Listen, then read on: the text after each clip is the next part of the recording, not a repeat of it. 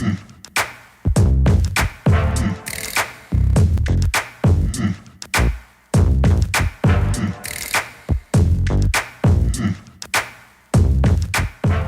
now, what is up everybody? My name is Mike Brown, aka ReviewKingMB, and I am going to take the month of November to catch up. I'm going to try to catch up on as many 2016 films as I can, films that I was curious about, that I was interested in seeing, but for whatever reason, I did not see them until right now. Let's start with The Nice Guys. The Nice Guys, obviously, is a 2016 film that was written and directed by Shane Black. And the plot is we meet Russell Crowe, who plays Jackson Healy. He is what you would call a guy that gets paid to beat people up. More so like if you have somebody who's stalking you or annoying you, following you, you pay this guy to take care of it. And he is pretty good at this job. Also, there is this private investigator guy, Holland March, played by Ryan Gosling, and he's more of a goof. He's more of a screw-up. But these two guys, through various crazy circumstances, have to work together to find this Amelia girl. Because lots of people are looking for her. She's gone missing, and not all of these people looking for her are good. So they have no choice. They have to find her as quick as they can and figure out why are they looking for her. Now, what I thought of The Nice Guys was I really didn't know what to expect going into this movie because it's gotten great reviews, great ratings online. I was looking and pretty high marks.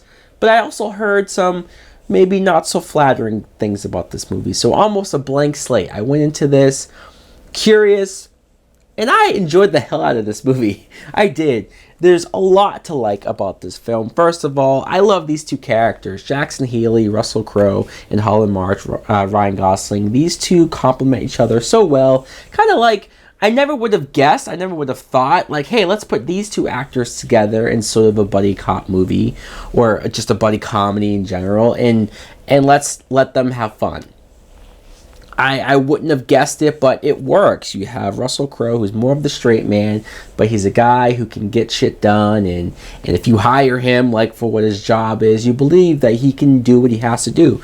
Ryan Gosling, man, he plays a buffoon. He does. He's so goofy, he's so silly, but he made me laugh. He made me laugh a lot, enough times to where I didn't mind how dumb some of the things that he said was, or how goofy he was, because it was working. The comedy was working.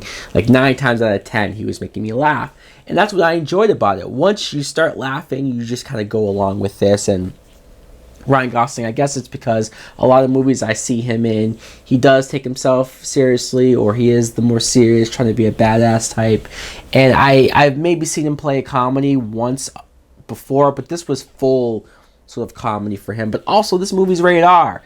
There are some people who get killed, and it's pretty brutal in some ways, and it didn't shy away from that, but it also knew to have fun with it. I think Shane Black has proven that he can write certain movies to be a certain way, but then also throw in the fun.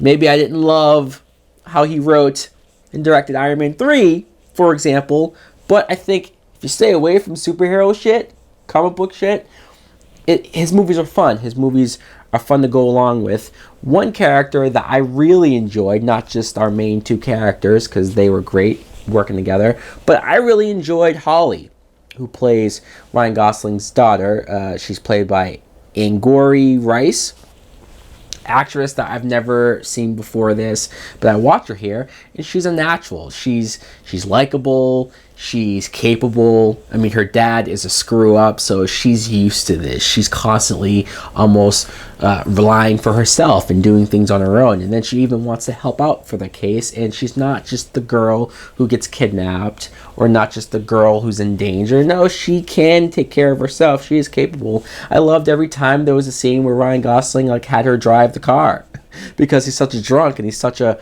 she's just capable. I liked her. Some of the other supporting cast, we have Kim Basinger, who still looks good after all these years. I don't mind seeing her pop up here and there. She plays the mother of Amelia. You have Keith David, who I always enjoy seeing as well. Don't see him enough. And Matt Bomer plays this guy, John Boy, who's kind of a hitman. He's sort of an intimidating, threatening guy. I really liked him here. I don't want to give anything more away about this plot and about what went on in this movie because I didn't know a whole lot about it, not really. So going in, I was along for the ride. I enjoyed the twists and turns that this movie took. It's a good plot, good writing. It's set in the 70s. It has good music. I don't have really any complaints at all. I don't. I really enjoyed this. I'm surprised how much I enjoyed it. I guess if I were to rate this, I might as well rate these movies too, as if I'm seeing them for the first time. And I'm going to give this a full price.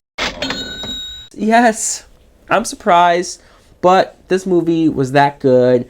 I'm recommending it if you haven't seen it already. But if you have seen The Nice Guys, what did you think of it? Did you like it as much as I did or not? Thanks for watching. Like, comment, subscribe. Later!